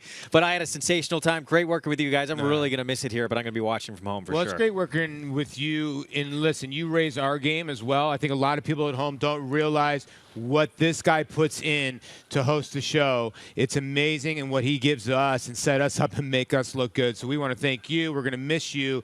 I'm only going to miss you for a couple of days. They're going to miss you for 6 months. So other than that, Greg, seriously, you make us look a lot better. You are the rock that keeps the show together. I've had an absolute blast. It's been such a fun run over the past 4 months. But we'll be back. Yes. Looking forward to seeing a lot more of these shows in the future. I'll be watching tomorrow. I can't wait to see tomorrow's show. Who's hosting that show, by the way? Wow. Paul LaDuca. He's stepping in my seat. He's actually better than you, but we like having you here to host. So it's sort of a double-edged sword. The ultimate roll of the dice. There's a late. Always true. Going to be a short-priced favorite in the Beldame, the Claiborne Homebred. Looking forward to seeing her tomorrow. I think she's the best 3-year-old filly. I think she's going to stamp herself tomorrow. If she takes a big step forward tomorrow, we'll see what happens. But it's going on to the Breeders' Cup at Del Mar. She is going to be well, she already is a major player. Yeah. We'll we see don't what want to happens. jinx Claiborne. No. We don't want to One step at a time. One race at a time. Seriously, guys, I'm going to miss you. Thanks so much for the last 4 months. It's been a blast. And to everyone who's been watching out there, thanks for your support. Love that you've been watching our show. Hopefully you've enjoyed it. A lot more still to come with these guys, though, over the weekend. Black Sea for Chad Brown in the 8th, getting the job done. First win here stateside. You do not want to miss tomorrow's action. Paul LaDuca, Andy Serling, Maggie Wolfendale, Gabby Gaudette with a loaded graded stakes program. We'll see you then. The world's #1 sire of 2-year-olds, Warfront, continues to command top prices with yearlings this year, bringing up to $1.9 million. On the track, Warfront has sired recent Grade 1 winner Avenge, Grade 1 victors Brave Anna, and graded stakes winning juveniles in France, England, and Ireland, Roly Poly, War Decree, and Intelligence Cross. A leading sire on all fronts, from Paris, Kentucky to Paris, France. Claiborne Farms, Warfront.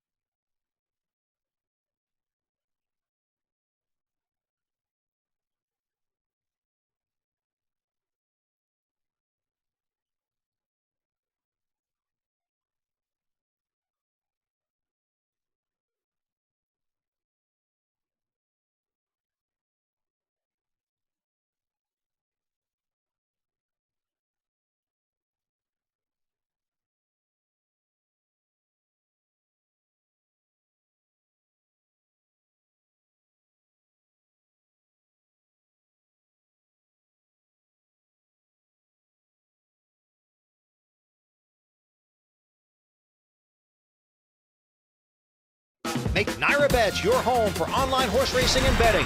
Use NyraBets to bet on live horse racing from around the world. Bet from anywhere, anytime using your computer or mobile device. Earn valuable reward points on bets. Play in our exclusive promotions and earn cash rebates. Sign up at NyraBets.com and start earning your sign-up bonus today. NyraBets, racing's best play. Use promo code CASH to get a $100 new member sign-up bonus on NyraBets.com.